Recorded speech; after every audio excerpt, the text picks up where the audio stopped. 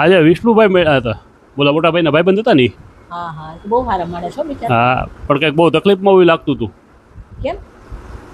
એણે જિંદગીભર ગામડે રહીને નાના ભાઈઓ માટે મહેનત જ કર્યા છે, કાળી મજૂરી કરી છે બે માણા છે, અને હવે ભાગ પાડવાની વાતો કરીને બે નાના ભાઈઓ દબાવે છે. હા, એ બા વાત કરતા હતા કે વિષ્ણુનો ફોન આવ્યો હતો કે શું કરું કાકી એમ.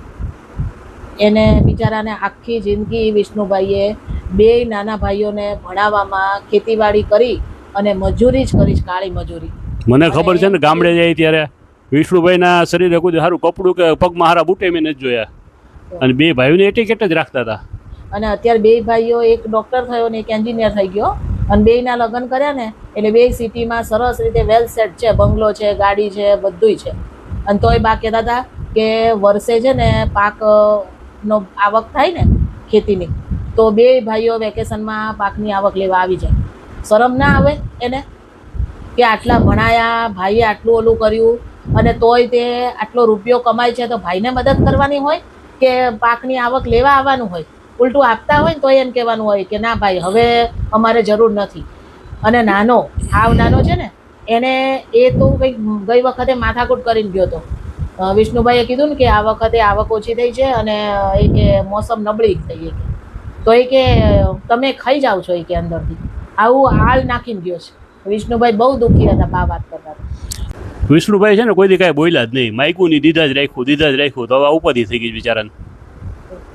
પણ સમજવું જોઈએ, સિટીમાં રહેતા હોય, ભણાયા ગણાયા માણા નથી કહેતા ભણે પણ ગણે નહીં, એ આનું નામ ભણ્યા આટલું, તો એને એટલી તો ખબર પડે ને કે મોટા ભાઈએ કાળી મજૂરી કરીને અને આટલો પૈસો ભેગો કરી અને એમને ભણાયા ગણાયા છે, તો હવે એની ફરજ આવે છે. પણ આ નથી કહેતા કે કર્મ કોઈને છોડતું નથી. જોજો તમે, એના છોકરાનું એને સામે આવશે. વિષ્ણુભાઈને તેના કર્મોનું ફળ મળ્યું, જોયું તમે? શું? વિષ્ણુભાઈ છોકરાએ યુપીએસસીની પરીક્ષા આપી હતી ને, એમાં એ પાસ થઈ ગઈ. અરે વાહ, તો સારું, તો વિષ્ણુભાઈ નહીં વાંધો આવે, બહુ જાજો. થોડીક તકલીફ છે, જ્યાં સુધી એ છોકરો સેટ ના થાય ત્યાં સુધી, પણ પછી તો એને બહુ સારા દિવસો આવશે. અત્યારે થોડીક તકલીફમાં છે. કર્મ છે ને કોઈને છોડતું નથી, એ વાત યાદ રાખો. જેવા કર્મ કર્યા હશે ને એવા ભોગવવા જ પડશે. તું કહેશ ને, આ કર્મનો સિદ્ધાંત છે ને બધા નડે, કર્મ આડા આવે છે. આ બે નાના ભાઈઓ છે ને, બે હલવાના છે અત્યારે. ઓલો ડૉક્ટર છે ને, એની હોસ્પિટલમાં કંઈક દર્દીઓને મુશ્કેલી થઈ ગઈ હતી ઓપરેશનમાં, તે દર્દીના હગાવાલાએ ભેગા થઈને લંધાયરો અને કેસ કર્યો છે. અને ઓલો છે ને એન્જિનિયર છે ને, એ લાંચ લેતા પકડાઈ ગયો છે. એટલે હું કહું છું એ ખોટું છે? કર્મનો સિદ્ધાંત જ છે, જેવું તમે કરો ને, ઓલો નથી કહેતા વાવો એવું લણો, એવું જ છે. પણ તોય વિષ્ણુભાઈ હારા, આજ ભાઈ પાસે આવ્યા હતા, ભાઈને કહેતા હતા કે આમાં કંઈક મદદ કરો, કંઈક આમાં સારો માણસ રસ્તો કાઢવા માટે. હંમેશા એની સારપ છોડે નહીં, અને ખરાબ માણસ એની બુરાઈ છોડે નહીં. તારી વાત સાચી છે. આના ઉપરથી છે ને આપણે એક શીખ લેવાની છે.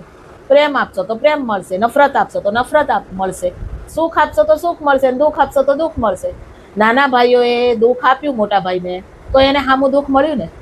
તમે જીવનમાં જે વસ્તુ બીજાને આપશો ને એ તમને મળશે. એટલે નાનો એવો છે ને વાક્ય છે, પણ બહુ મોટી શીખ આપી જાય છે કે તમારે જે જોઈતું હોય એ તમે બીજાને આપો તો એ તમને મળશે.